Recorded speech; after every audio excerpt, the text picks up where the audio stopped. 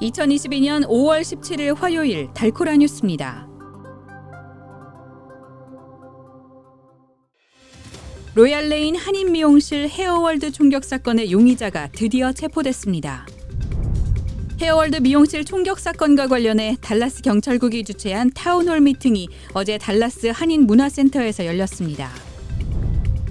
무더위가 예상되는 이번 여름에 그 어느 때보다 많은 전력이 필요할 것으로 예상됐습니다.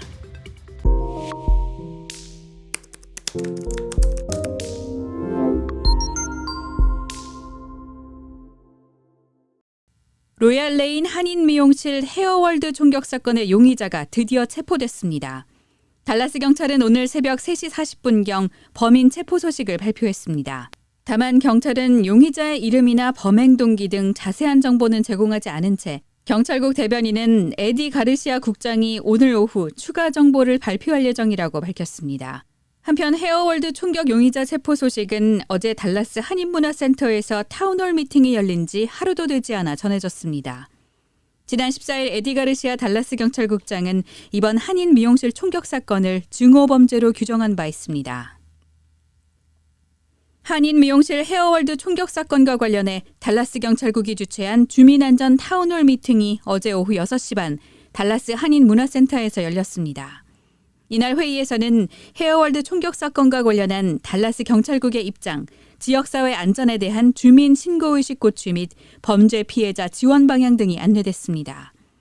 에디 가르시아 달라스 경찰국장은 주민들의 안전은 최우선 사항이라며 지역사회와 함께 가기를 원한다고 밝혔습니다. This police department is going to work tirelessly to ensure that the individual or individuals responsible for this are brought to justice. Hate has no place here in the city of Dallas, and these men and women are going to work very hard for our community. Our community needs to know that we are paying attention. We want them to be safe. We want to continue to work with our community to ensure that they feel that they're safe.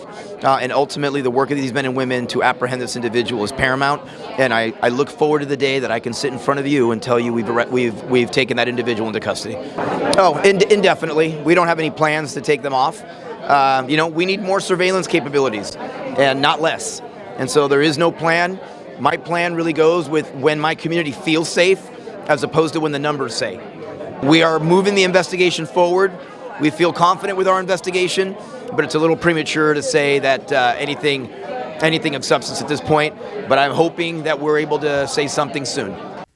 이날 회의에서 한인 소상공인들은 달라스 경찰국이 취할 수 있는 구체적인 범죄 감소 방안을 요구하는 등 자유로운 질의 응답 시간을 가졌습니다. 또 이번 미용실 총격 사건 피해자 3명도 타운홀 미팅에 참석했습니다. 피해자 중 한 명인 장혜진 씨는 이번 사건을 계기로 안전이 우선시되는 지역사회가 됐으면 좋겠다고 말했습니다.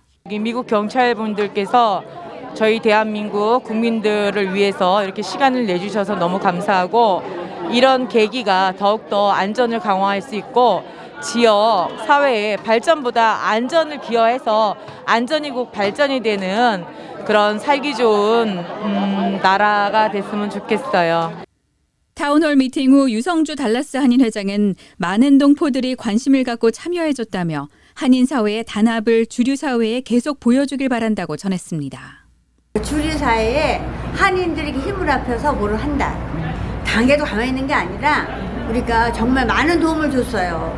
달라스에 있는 한인들을 건드리면 안 돼. 어쩌다 한번 무슨 사고가 났었는데 쟤네가 뭐 돈 모으지, 뭐 같이 회의하지, 교육하지, 패치룩하고 맨날 다니게 하지.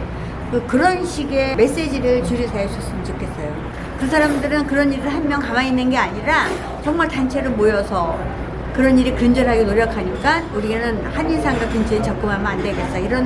그런 메시지를 주고 싶어요.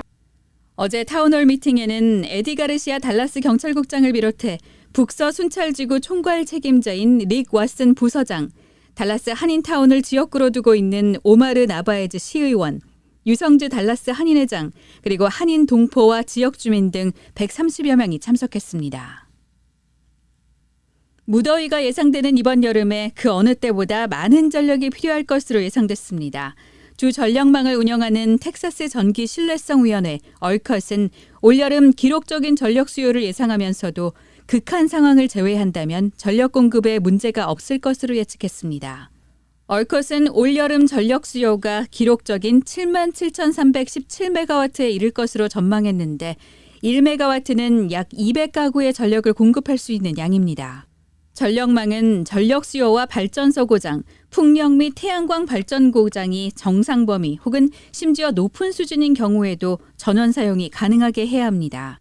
한편 기상청에 따르면 이번 주 달라스의 기온은 100도 언저리에 머무를 전망으로 심지어 일부 북텍사스 지역은 오는 금요일 최고 기온이 103도까지 오를 것으로 예보됐습니다. 오늘의 단신입니다. 윤석열 대통령이 한동훈 법무부 장관과 김현숙 여성가족부 장관을 임명했습니다. 윤석열 대통령이 취임 후 첫 5.18 기념식에 직접 참석합니다. 코로나19 확산으로 국가 비상사태에 돌입한 북한이 어제 항공편을 통해 중국에서 의약품을 대거 반입해간 것으로 파악됐습니다.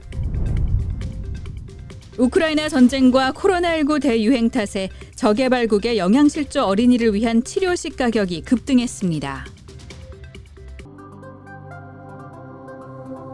지금까지 5월 17일 화요일 달코라 뉴스의 소피아 싱이었습니다.